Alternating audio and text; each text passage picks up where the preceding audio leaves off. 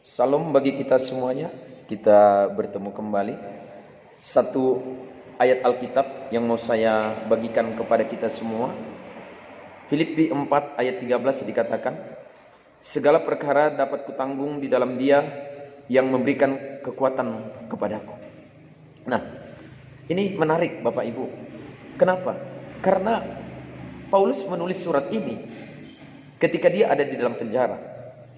Dan dia kirim surat ini kepada jemaat yang ada di Filipi.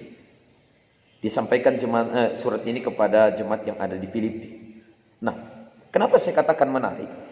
Karena begini, seharusnya Paulus yang menerima penghiburan, kata-kata motivasi untuk menguatkan dia. Tetapi justru dia yang memotivasi orang.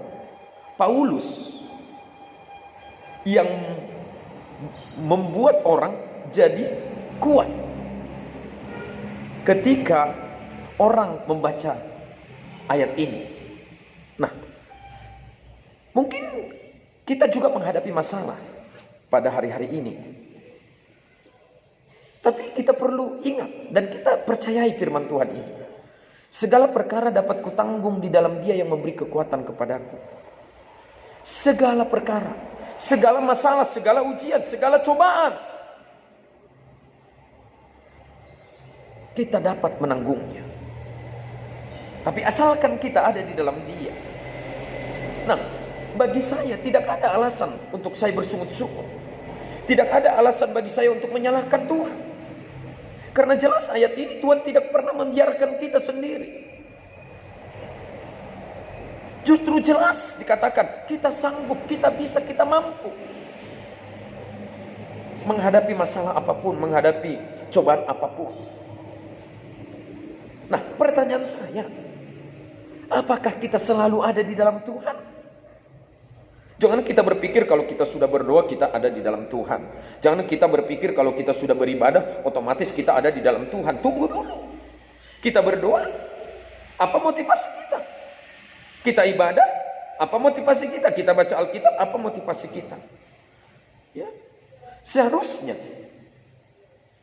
kita berdoa, kita baca firman, kita ibadah karena memang kita itu mencintai Tuhan, percaya kepada Tuhan. Itu Bapak Ibu yang dikasih oleh Tuhan.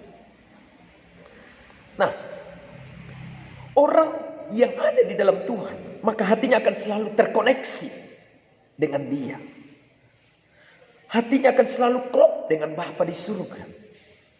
Dan orang yang ada di dalam Dia, apa yang menjadi kesukaan Tuhan, dia akan berusaha untuk melakukannya. Gagal, dia coba lagi. Gagal, dia coba lagi. Gagal, bangkit lagi. Itulah orang yang ada di dalam Tuhan. Nah, Bapak Ibu Saudara yang dikasih oleh Tuhan, saya tidak tahu apa masalah kita. Mungkin ekonomi kita saat ini digoncang. Suami yang belum bertobat, maksud saya. Istri yang belum bertobat, anak-anak yang nakal, yang terlibat dunia-dunia malam, pergaulan-pergaulan bebas. Anak yang selalu berontak. Jangan putus asa. Percayai ayat Alkitab ini. Itu sebabnya saya katakan, saya membagikan satu ayat Alkitab yang akan memotivasi kita, yang akan menguatkan kita. Dan saya berdoa dan saya percaya ketika kita menghadapi ujian, ketika kita menghadapi cobaan, kita bukan hanya kuat, kita bukan hanya mampu, tapi di saat kita dalam terjepit sekalipun, di saat kita digoncang oleh badai yang begitu hebat, kita bukan hanya berdiri tegak, tetapi lewat kita juga bisa menguatkan mereka. Kita bisa memotivasi orang, padahal kita dalam keadaan terjepit. Kita juga menghadapi masalah. Seperti Paulus dalam penjara. Itu hebat. Luar biasa. Kalau kita dalam Tuhan pasti bisa. Pasti bisa Bapak Ibu. Pasti. Kita bisa. Ya, menguatkan orang lain. Ya. lewat kata-kata kita, lewat doa kita. Seperti kami, ya, pagi jam 5 kami sudah berdoa, jam 9 pagi juga kami berdoa, jam 5 sore juga kami berdoa, ya, tentunya berdoa buat bangsa kita dan berdoa bagi keluarga, bagi orang-orang yang kami kenal, bagi jemaat. Semua yang bisa kami sebutkan kami akan sebutkan, ya.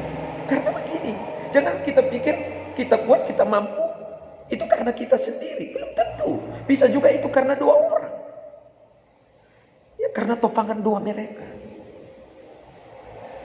Jadi Bapak Ibu yang dikasih oleh Tuhan, sesungguhnya, ya, masalah dalam hidup ini bukan cobaan seberat apa yang kau hadapi, bukan penyakit apa yang menghinggapi tubuhmu, ya, tetapi apakah engkau ada di dalam Tuhan. Kalau engkau di dalam Tuhan, saya percaya Bapak Ibu akan kuat, mampu, bisa melewatinya. Bahkan bisa lewat masalah itu orang-orang akan terberkati karena kita kuat, kita mampu. Seperti di Mazmur juga dikatakan, orang menjadi percaya karena mereka melihat bagaimana Tuhan menolong kita. Begitu juga dengan kita. Jadi mari Bapak Ibu tetap beraktivitas dan jangan pernah putus asa.